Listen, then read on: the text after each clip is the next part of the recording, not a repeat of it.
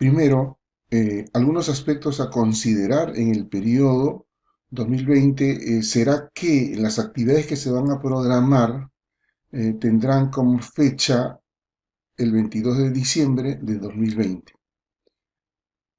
Pero este periodo podría extenderse por algunas situaciones debidamente justificadas que tengan que ver, por ejemplo, con algunas limitaciones de conectividad que hayan tenido los estudiantes, básicamente en la zona rural, o los estudiantes de quinto de secundaria o cuarto de educación básica que necesitan asegurar ciertas competencias. Entonces, bajo esas condiciones podría alargarse el periodo lectivo 2020. En todo caso, sería como fecha máxima el 22 de diciembre del año 2020.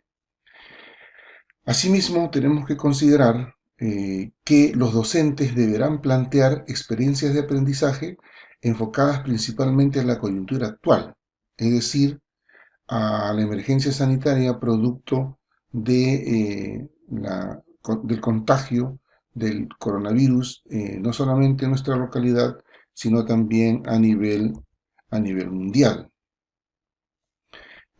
Otro aspecto importante tiene que ver con las instituciones educativas privadas, que deberán adaptar sus planes de recuperación en un plazo no mayor de 7 días calendarios, contados a partir de la publicación de esta norma, y ese plan de recuperación tiene que estar en el marco de la Resolución Ministerial 160-2020 Minedu, la RVM 090-2020 Minedu y la misma norma que estamos en proceso de análisis, que es la Resolución Viceministerial 093-2020.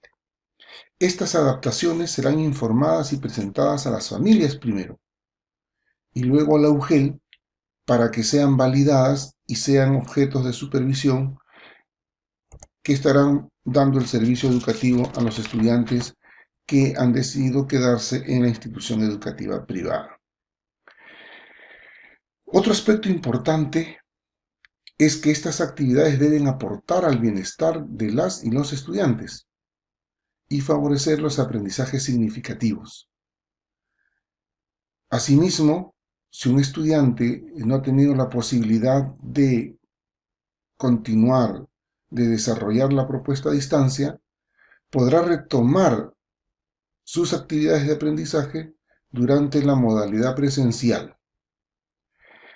En este proceso de la emergencia se dará prioridad a la evaluación formativa, es decir, se tomará en cuenta para la evaluación las evidencias de aprendizaje que los estudiantes irán acumulando, acopiando en un portafolio que posteriormente, cuando se retorne a la etapa presencial, el docente usará para hacer un diagnóstico de los niveles de desarrollo de la competencia del estudiante. Asimismo, cuando se regrese a la etapa presencial, el Ministerio de Educación aplicará una evaluación diagnóstica que permita determinar los niveles de avance y posibilitar acciones para asegurar el progreso de los estudiantes respecto de aquellos aprendizajes que no se lograron consolidar. Entonces, el portafolio y la evaluación diagnóstica del Ministerio y/o podrá servir para determinar los niveles de desarrollo de las competencias en esta etapa de emergencia. Otro aspecto importante que no debemos perder de vista es la línea de trabajo de este currículo, y me estoy refiriendo pues al enfoque de competencias. En esta etapa de emergencia, esa línea fundamental de trabajo respaldado a través del currículo nacional no se ha perdido. Por lo tanto, tenemos que organizar estas actividades en torno al desarrollo de las competencias. Y el desarrollo de las competencias nos demanda identificar con claridad cuáles son los conocimientos, capacidades y actitudes que los estudiantes van a desarrollar y que van a mostrar a través de sus evidencias o actuaciones. Entonces, cuando hablamos de competencia, hablamos de conocimientos, de capacidades y de actitudes. Y eso es lo que debe prevalecer en el desarrollo de esta etapa de la emergencia. Ahora, el desarrollo de esas competencias va a partir de situaciones de la vida real que demandan nuestros estudiantes. En este caso, las situaciones de aprendizaje son las que determinarán qué competencias vamos a utilizar frente a una experiencia de aprendizaje. Y la situación de aprendizaje pues está vinculado básicamente con el desarrollo de esta pandemia a nivel local, nacional y mundial. Otro aspecto importante a considerar es la organización de las actividades en experiencias de aprendizaje. Las actividades educativas en esta etapa van a estar organizadas en experiencias de aprendizajes que se van a traducir en proyectos, unidades de aprendizaje, estudios de casos, otros. En esas experiencias de aprendizajes se van a tener en cuenta determinadas situaciones de aprendizaje, porque el aprendizaje tiene que estar situado ahora, y situado en un contexto que la emergencia misma nos da la oportunidad para usarla y a partir de ella desarrollar las competencias. Las situaciones que vamos a usar básicamente son las situaciones relacionadas, por ejemplo, al cuidado de la salud, el ambiente y la sobrevivencia. Situaciones relacionadas a la convivencia en el hogar, a la ciudadanía y el bien común, al bienestar emocional, al uso del tiempo libre. Entonces, esas situaciones que se están presentando producto de la emergencia, que no las vamos a necesitar recrear, sino que de por sí son potentes, entonces se podrán usar como situaciones de aprendizaje para desarrollar las competencias. En el anexo 1 de esta misma norma van a encontrar ustedes algunas competencias que se pueden desarrollar en torno a las situaciones antes mencionadas, y esas las propone el Ministerio a modo de sugerencia para que puedan ser trabajadas en las diferentes instituciones educativas. Esas competencias nos van a permitir resolver problemas que de manera confiable el docente pueda tomar en cuenta para el desarrollo del currículo nacional.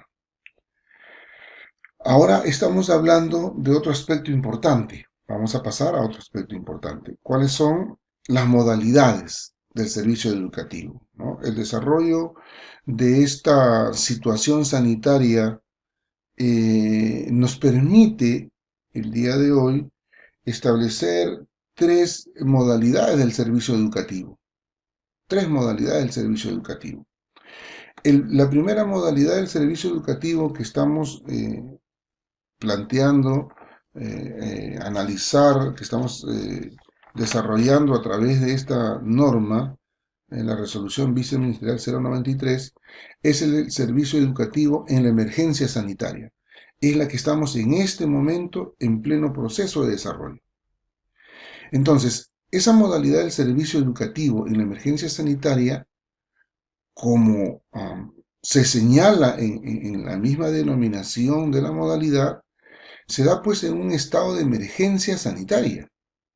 Por lo tanto, esta no puede tener las mismas características ni adoptar la misma forma que la que se hacía en periodos regulares, básicamente en periodos presenciales. Por lo tanto, esta modalidad del servicio educativo en la emergencia sanitaria tendrá que adoptar algunos cambios. ¿Cuáles son esos cambios principalmente?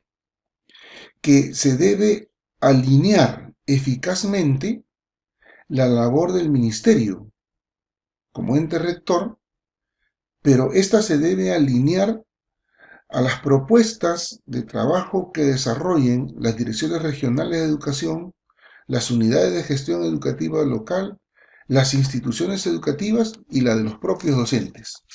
Entonces, ese es un primer aspecto que hay que tomar en cuenta en esta modalidad del servicio educativo en la emergencia sanitaria.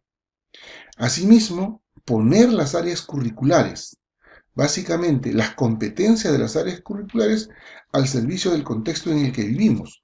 Claro, debemos entender que hay competencias que nos van a permitir superar esta situación, este contexto en que vivimos, como por ejemplo, participa democráticamente, por ejemplo, ¿no? Es una competencia que se puede usar básicamente para desarrollar algunas acciones en este contexto, o la resolución de problemas, por ejemplo, ¿no? Seguidamente, otro cambio que se debe implementar a partir de esta situación es que se debe priorizar las situaciones de aprendizaje cuya resolución dé la oportunidad a los estudiantes para desarrollar competencias socioemocionales, competencias ciudadanas, del cuidado y de la salud, así como las competencias comunicacionales y las competencias transversales. Es decir, se tienen que priorizar, no se van a desarrollar todas en esta etapa del servicio educativo en emergencia sanitaria. Asimismo, se deben replantear las tareas y los horarios porque no van a tener el mismo tiempo, las mismas características de otros momentos. Durante la modalidad a distancia, los docentes van a monitorear y evaluar formativamente el trabajo. En este caso, la retroalimentación es importante. La otra modalidad es la educación a distancia. Y en esta modalidad a distancia se va a desarrollar básicamente con la estrategia Aprende en Casa, que se va a transmitir a través de una plataforma virtual de la televisión o de la radio, en la que los estudiantes van a tener la oportunidad de desarrollar algunas actividades de aprendizaje.